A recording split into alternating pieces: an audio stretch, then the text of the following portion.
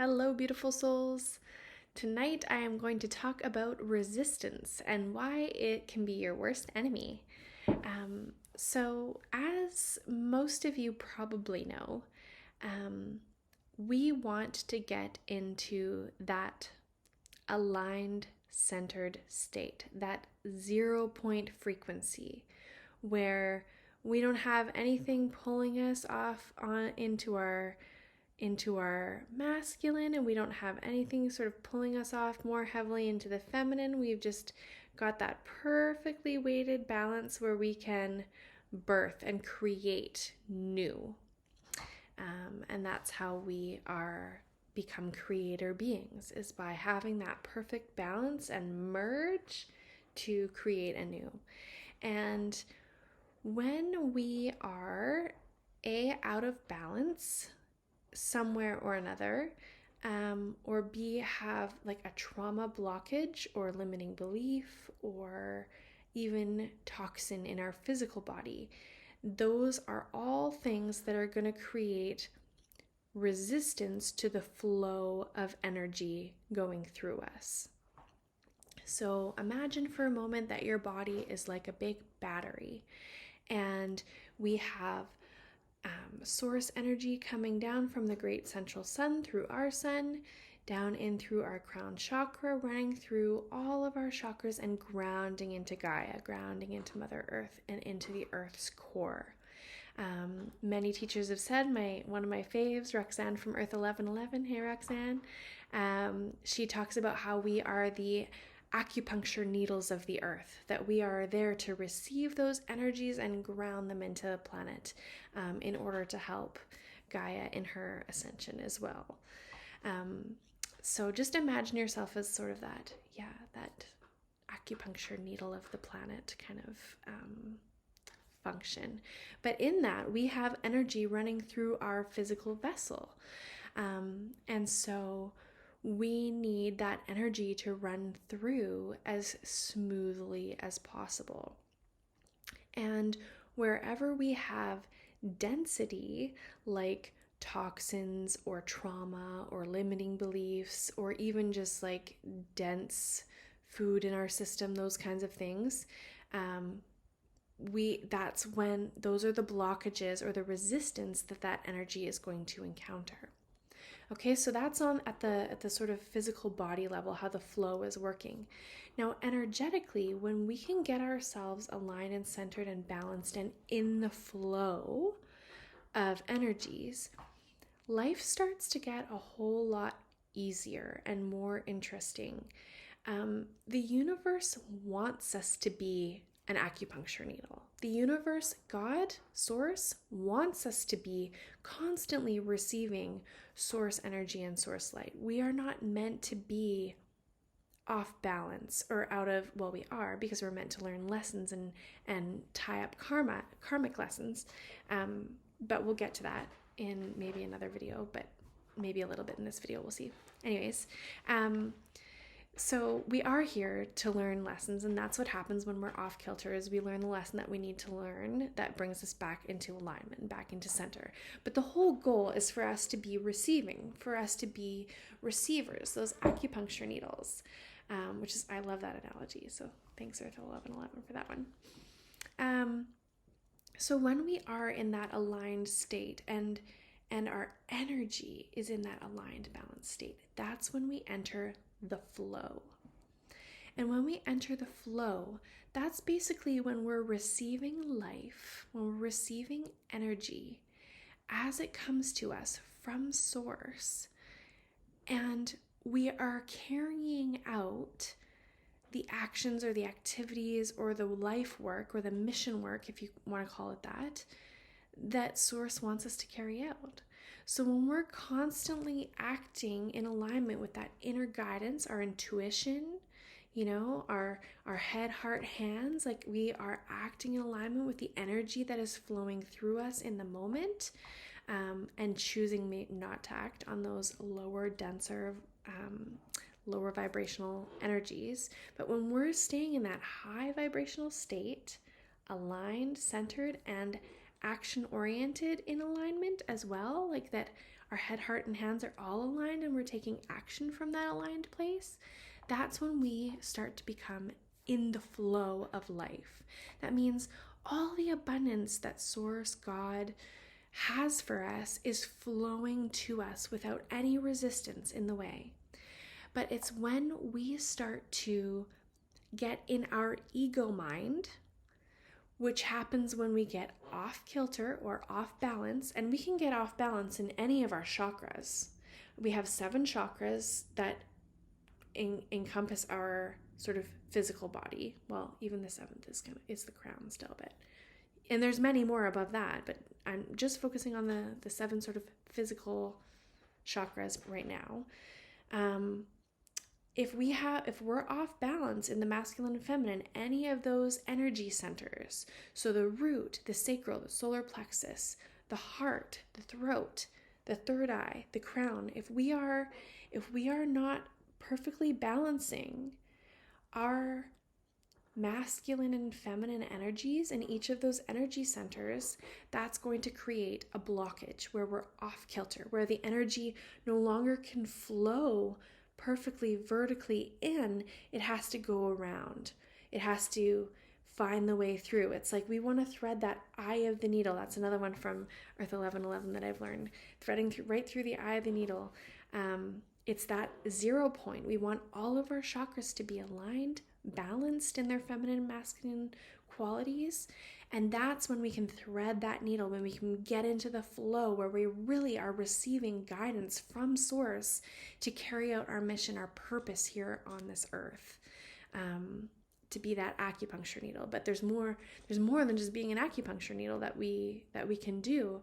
And we can only receive that guidance and that intuition when we're in alignment. And so another way that we can sort of resist the flow of God Source energy is by not trusting and surrendering to it.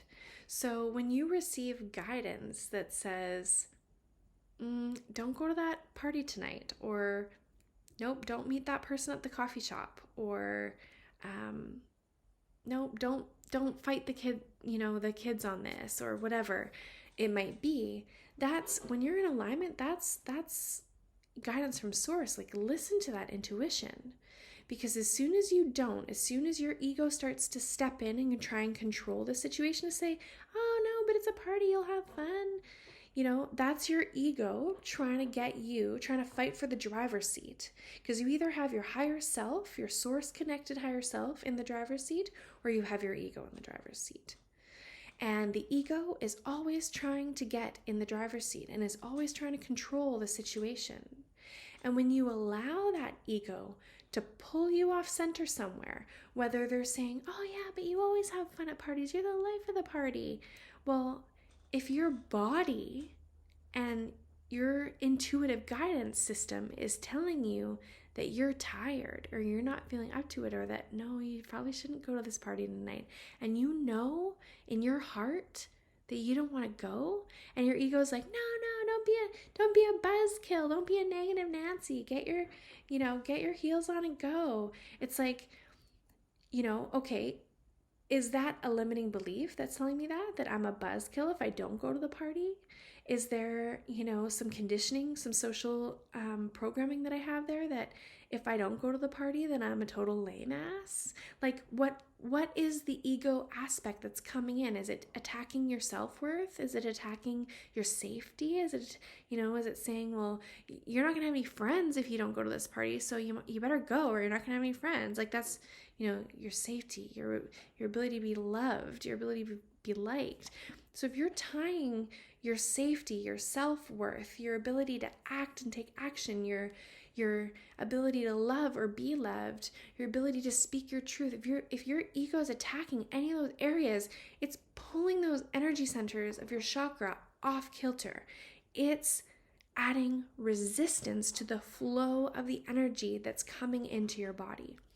So when you don't listen to your intuition and your ego takes the driver's seat and it's like, I'm going to go to this party, I'm going to have a fun time, it's going to be great, I'm going to make new friends, and meanwhile, your body is like, you're exhausted, you're tired, you're depleted, you're not in a social state of mind, like, don't go.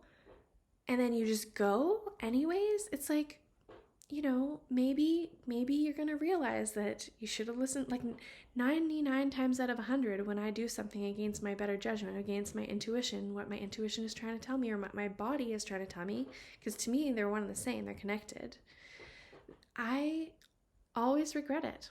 I always regret it.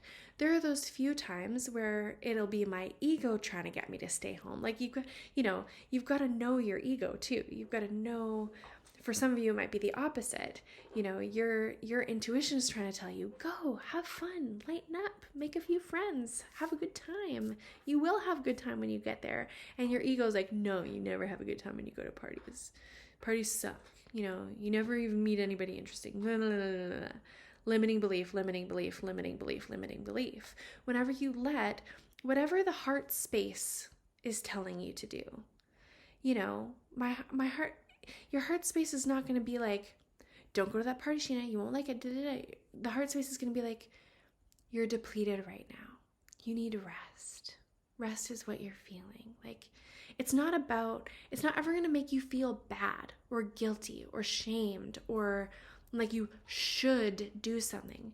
It's going to just be honest with you about what you really need from a heart-centered place, from heart space. So that's how you can tell the difference between your genuine higher self, source-guided intuition, and your ego. Your ego is going to make you feel bad. Your ego is going to make you think you should for this reason and that reason and that reason. The ego is going to look at your past or your future. It's going to get you looking at your past. No, it's going to be just like that, or something's bad's going to happen. Like that's your ego pulling you out of your center. Your intuition's going to talk to you or going to give you guidance on what do you need right now? What do you need in this moment? Is it heels and a party? Or is it your duvet and like a warm cup of tea? It's just going to ask you, it's going to guide you to what you need. It's going to be from a heartfelt place. So anytime we start sort of shooing our heart away, like saying, no, I'm good. And trying to pump ourselves up, like that's the number one time where I know my ego is trying to trick me, is when I'm like trying to get myself pumped for something. If I'm not automatically pumped about something that I'm looking at, that I'm looking forward to, or if I'm not automatically looking forward to it, then really there's my first sign. There's my first intuitive hit that like, okay, why am I not pumped about this? Let's think about that. What do I need in the now, in the present moment? So really, anytime we're trying to control the situation, kind of control things, anytime that we have an attachment to a particular outcome, and I've sure been noticing this lately, like anytime we are like needing something and needing it so bad, and if you don't get it, you're gonna, you don't know what's gonna happen, but you're gonna freak out. It's like, that's attachment. You need to let go. You're holding on to something for dear life, and that you're like, it's like, imagine yourself in a river and you're like holding on and gripping onto the edge, being like, it's gonna be fine. I'm going to this party. It's all good. I'm gonna go get my makeup on, and like you are slowly losing grip. And it's like, whereas if you would just let go and just trust that the river's gonna take you to where you need to be with your duvet and your hot cup of tea or whatever it is, or maybe it's a completely different scenario. I'm just using this as a simple scenario, but like, let's say this happens to me a lot, where my daughter just won't go to sleep, and she's coming out, and I'm in the river and I'm holding onto the rock, and I'm like, I'm gonna get her to bed. No, she's gonna go to bed. Like, it's okay. We're gonna keep walking her back to her room. I'm gonna keep doing whatever it is. And it's like, Sheena, you are just resisting spending time with her. And it's because I'm depleted that I'm doing that a lot of the time. But like, it's those times when I just let go and I'm like, okay, what do you need, Lexi? And she's like, I just want to talk for a bit. And I go in and we talk and I let go and I let the river take me and I just stay centered and present. and in my 0 point, receiving what the universe is wanting to give me.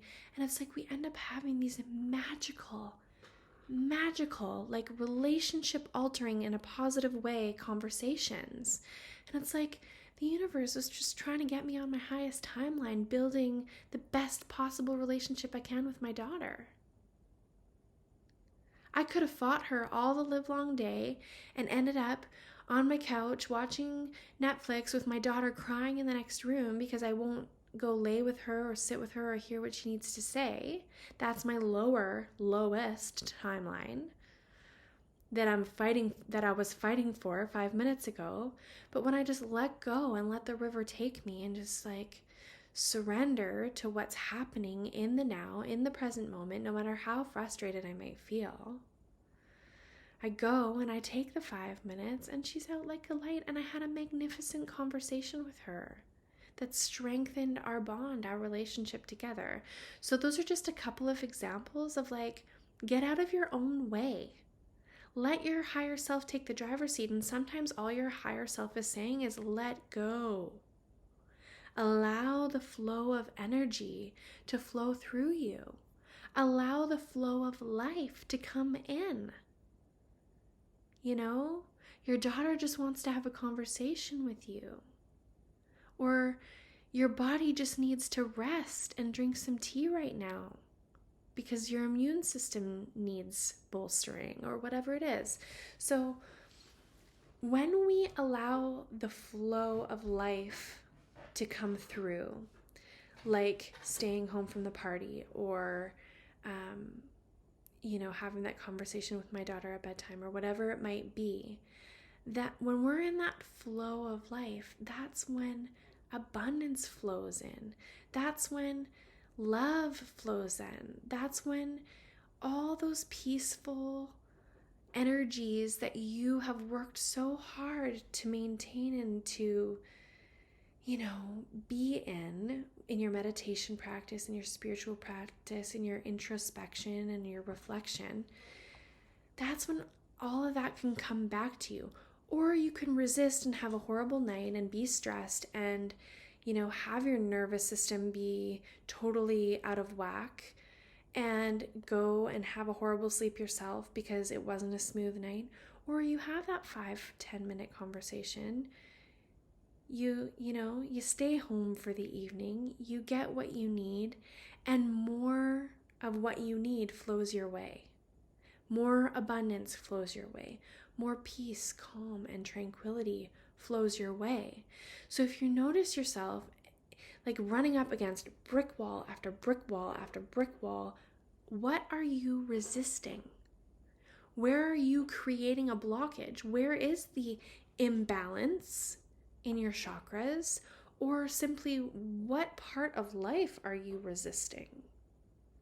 Like even lately, we've had a couple things go wrong with our vehicle this year, and our vehicle even flooded out. We had a clogged sunroof or whatever, and all this bad stuff kept on happening to the vehicle, and I'm like, wow, like maybe the universe just wants me to get rid of this vehicle. And I thought, no, like that's me trying to find the easy way out of this, trying to like go around whatever is wanting to come in. And I realized what was coming in was I had some blockages around money, around abundance, and that, my uncomfortable feelings around money got my ego trying to get me to like get a new vehicle or sell the vehicle that was causing me the money issues, because that'll just like be that little workaround, when it's really like, no, everything's fine. The vehicle can be fixed. I'm going to fix the vehicle. I'm going to spend the money to fix the vehicle, and thank you for that money to allow the vehicle to be fixed. And when I thank that money and I'm grateful for the money, then more money flows my way because I'm giving gratitude to the money. So it's like I was able, what I thought was some kind of, universal message about needing to get rid of my car. No, that would just happen naturally when I'm aligned and in the flow, if I was meant to get rid of my car, that would just happen naturally. I wouldn't have to like ego that into being, or that's a tricky one to explain. Like, again, just knowing the difference between your guidance system and your ego.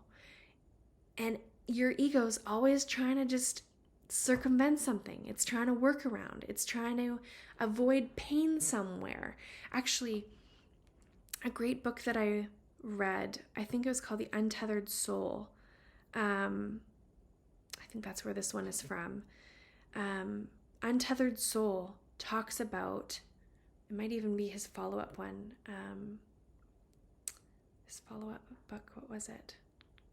Untethered Soul and the Surrender Experiment. One of those books, fabulous, life-altering books. I highly recommend them. The author talks about how when we are born into existence, and even before then, because we have past lives, but let's just for the sake of now and this video on resistance, let's just talk about how this life.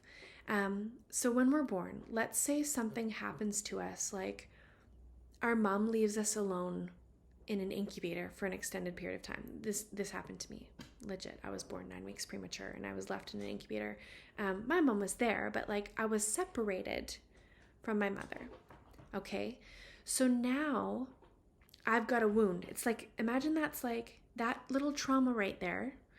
Being separated from my mother was like a little thorn in my side. Okay, this is how the Untethered Soul explains it, like a thorn in your side. Now, every experience that we experience after that, that's similar in energy and frequency, so that separation from mother, that separation wound, so whether it's, she isn't paying attention to me, she isn't hearing me or listening to me or supporting me in the way I need to be supported, or let's say she's got to go away. She got called in for jury duty. I remember when I was a kid, my mom got called away for jury duty, and it was like this whole separation wound opening up all over again. And it was like anything that's gonna bump that thorn in your side from that initial trigger, that initial wound, and these wounds can actually be from past lives, which is all happening right now, of course, in the quantum. Anything that bumps it, anything that's gonna like just ding, you're gonna go, please don't touch. And then in the Untethered Soul, he talks about how, okay, so then we build a little contraption around ourselves to stop anybody from like triggering that wound. So for me, that was like doing really good in school. Because if I did really good in school, then I knew that my mom was like always proud of me. But that was like my contraption. That was like my protection from that thorn getting bumped again, from that separation wound. Because as long as my mom was proud of me all the time for doing well in school, then, I had her with me. I wasn't feeling separate from her. And then all of a sudden you walk one day and boom, you bump into a doorway with your contraption that's protecting the thorn in your side. And that could be, for me, bumping my contraption in the doorway. Well, I might not have a lot of friends because I was always like me, like teacher's pet, trying to do well in school. So socially, that didn't do wonders for me. So all of a sudden, my contraption was bumping into the doorway because my desire to do well academically actually was creating problems for me socially at the time. In my worldview as like a child going through school and adolescence. Okay, bear with me. So now all of a sudden I can't get through a doorway. So I'm going to build a bigger doorway to go through. So this started as a thorn in my side, turned into a contraption, turned into a door, bumping into a doorway, and is now turned into an enlarged doorway. And this for me was moving schools. Oh, I'm just gonna make the doorway bigger. Just gonna find some new people who are gonna accept me for who I am. And all of a sudden you find that your new doorway is not working either. And then you gotta buy a new house. And then so all of a sudden you've made all these life changes that have completely veered you off path to a life that is so out of alignment and out of center from one trauma, one blockage. And I'm actually going to go so far as to keep this video going because I know it's getting a little long, but so think of those every time you take action when you're out of alignment, you're building another little contraption or doorway or a new house or something that is taking you even further out of alignment. That's why taking action only when you are in a aligned, centered, 0-point state is the only time to take action.